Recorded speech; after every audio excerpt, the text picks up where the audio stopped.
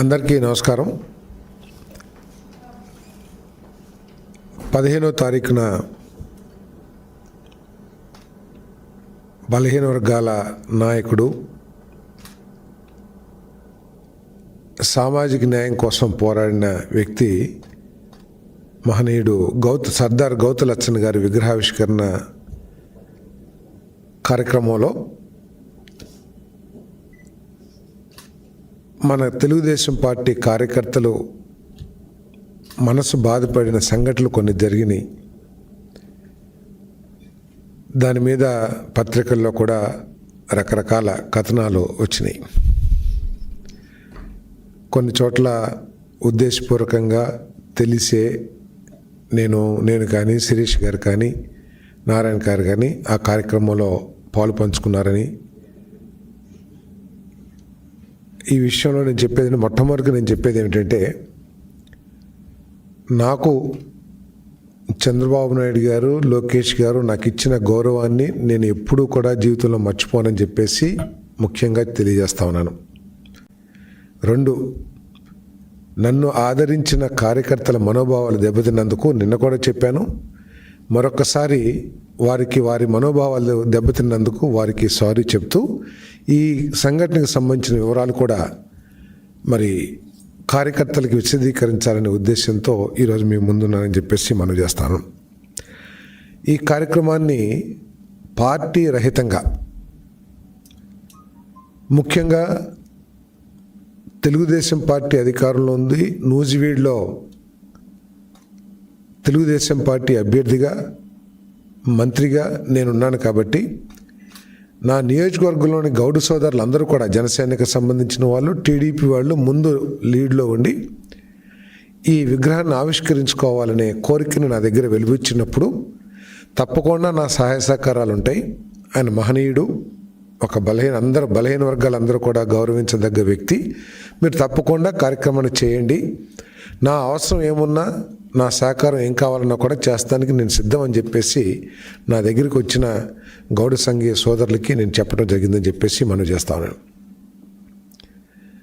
మిగతా పార్టీ దీంట్లో ఇన్వైటీస్ని నిర్ణయించడంలో కానీ, కార్యక్రమం నిర్వహించే ఆలోచనలో భాగం కానీ పార్టీకి ఎటువంటి ప్రమేయం లేదని చెప్పేసి కూడా సందర్భంగా తెలియజేస్తాను. ఎక్కడ కూడా పార్టీ అధ్యక్షులు లేకపోతే మండల అధ్యక్షులు అటువంటి వాళ్ళు ఎవరు కూడా ఇన్వాల్వ్ కాల. కేవలం గౌడ సంఘీయులు, వాళ్ళు గౌడ అధ్యక్షులు, గౌడ సెక్రటరీస్, గౌడ కోశాధికారులు, గౌడ వైస్ ప్రెసిడెంట్, జిల్లా అధ్యక్షులు, మండల అధ్యక్షులు, నియోజకవర్గ వాళ్ళు మాత్రమే ఈ కార్యక్రమాన్ని డిజైన్ చేసుకుని చేస్తడం జరిగింది. 9వ తారీఖు 8వ తారీఖు నా దగ్గరకు వచ్చి వాళ్ళు డేటు ఫిక్స్ చేశారు. 15వ తారీఖు 14 అనుకుంటున్నామంటే 14 కష్టంలే, 14 వేరే ప్రోగ్రాం ఉంది, 15వ తారీఖు పెట్టండి అని చెప్పేసి నేను చెప్పడం జరిగింది. ఉదయం 11 గంటలకి నాతో డేట్ తీసుకెళ్ళిన తర్వాత నాతో చర్చించిన ఇన్వైటీస్కి సంబంధించి ఈ ఇన్విటేషన్ని నా పిఏకి వాట్సాప్లో పంపించడం జరిగిందని చెప్పేసి మనం చేస్తా ఉన్నా. నేను ఇది కూడా అడిగాను.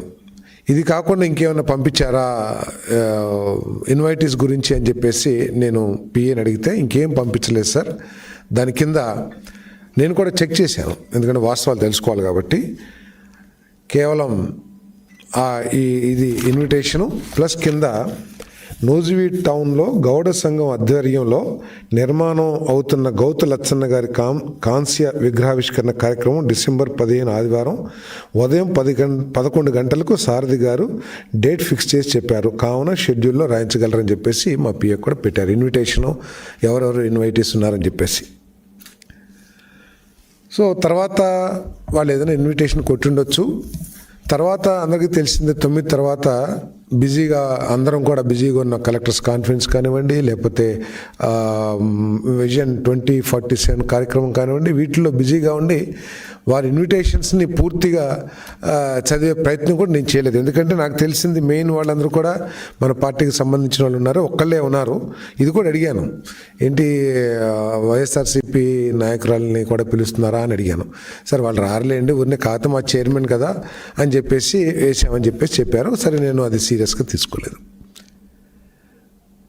తర్వాత మళ్ళీ 15వ తారీఖున ఐఎన్పిఆర్ ప్రోగ్రాం ఉంటే ముఖ్యమంత్రి గారితో నేను 11 గంటలకు రాలేను, మీరు చేసేసేయండి, తర్వాత ఎప్పుడు వచ్చి లచ్చన్న గారి విగ్రహానికి పూలమాల వేసి నేను గౌరవించుకుంటాను అని చెప్పేసి చెప్తే, లేదు సారథి గారు, మీరు ఈ నియోజకవర్గ శాసనసభ్యులు, బలహీన వర్గానికి చెందిన సభ్యులు కాబట్టి మీకు సమయం పొడిగిస్తాం, మేము 3ంటికి 4ంటికి పెడతాము అంటే సరే అని కూడా చెప్పడం జరిగింది. సరే అని పోస్ట్పోన్ చేస్తున్నారు. ఆఖరికి ఐఎన్పిఆర్ ప్రోగ్రామే దాదాపు 1:30-2 దాకా అయితే నేను భోజనం చేసేసరికి 3 దాకా దాదాపు 3 అయిపోయింది. అయిపోతే ఆ కార్యక్రమానికి సరే తర్వాత వెళ్దాంలే అని చెప్పేసి నేను కొంచెం వెళ్ళొద్దని నిర్ణయం తీసుకున్న తర్వాత మన పెద్దలందరూ కూడా 1-2 సార్లు మేము వెయిట్ చేస్తున్నాము, శిరీష్ గారు నేను వెయిట్ చేస్తున్నాము అని చెప్పేసి నారాయణ గారు చెప్పడం కానీ, లేకపోతే మన కార్యకర్తలు చెప్పడం కానీ, అప్పటికప్పుడు బయలుదేరి వెళ్ళి నేను ఆ కార్యక్రమంలో పంచుకున్నాను. ఆ కార్యక్రమంలో ఆయన్ని సడన్గా చూసి నేను కూడా షాక్కు గురయ్యానని చెప్పేసి నేను మనవి చేస్తాను. ఇది గౌడ సంఘానికి సంబంధించిన కార్యక్రమం కాబట్టి ఇలా చేయండి, అలా చేయండి, ఇలా ఎందుకు చేశారు అనే చెప్పటం కరెక్ట్ కాదేమో అని చెప్పేసి భావించాను. అది తప్పైతే నేను సారీ అని చెప్పేసి కూడా చెప్తాను నేను. సో ఇక్కడ ఆలోచించాల్సింది ఏమిటంటే, వైఎస్ఆర్ కాంగ్రెస్ పార్టీ నాయకులు చాలా స్పష్టంగా ఉంది, ముఖ్య ఇన్వైటీస్ అందరూ కూడా తెలుగుదేశం పార్టీ నాయకులు. ఈ విధంగా ఇటువంటి కార్యక్రమాల్లో వచ్చి వారు కావాలంటే 11ంటికి ముందు ఫిక్స్ చేశారు కాబట్టి అప్పుడైనా వచ్చి వెళ్ళొచ్చు, లేదా తర్వాతైనా వచ్చి వెళ్ళొచ్చు.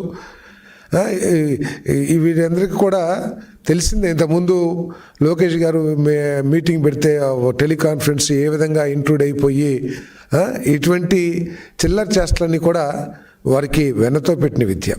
తర్వాత నాకు జోగి రమేష్ గారికి వ్యక్తిగత బలమైన సంబంధాలు ఏమీ లేవని చెప్పేసి కూడా నేను చెప్తా ఉన్నాను. నేను అక్కడ మినిస్టర్గా వచ్చినప్పుడు కూడా నా మీద ఏ విధంగా స్క్రోల్ చేసింది, నా ఇన్వాల్వ్మెంట్ లేని విషయంలో ఏ విధంగా స్క్రోల్ చేసి నన్ను ఇబ్బంది పెట్టిన విషయాలు కూడా ఉన్నాయి. ఇవన్నీ కూడా అనవసరమైన సబ్జెక్ట్ అయినా కూడా నేను ఊరినే కార్యకర్తల కన్జంప్షన్ కోసం నేను తెలియజేస్తా ఉన్నాను. ఇది ఉద్దేశపూర్వకంగా జరిగింది కాదు.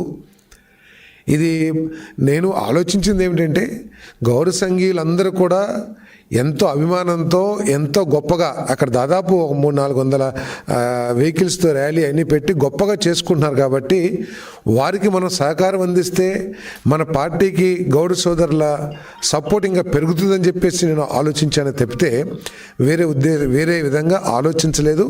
అది కాకుండా అక్కడ ఉన్న వారందరూ కూడా ఎక్కువగా తెలుగుదేశం పార్టీ విజయానికి నా విజయం కోసం కష్టపడ్డ వాళ్ళు ఎక్కువగా ఆర్గనైజేషన్లో ఉన్నారు కాబట్టి నేను మిగతా విషయాలు పెద్ద పట్టించుకోలేదని చెప్పేసి కూడా నేను మనవి చేస్తా ఉన్నాను.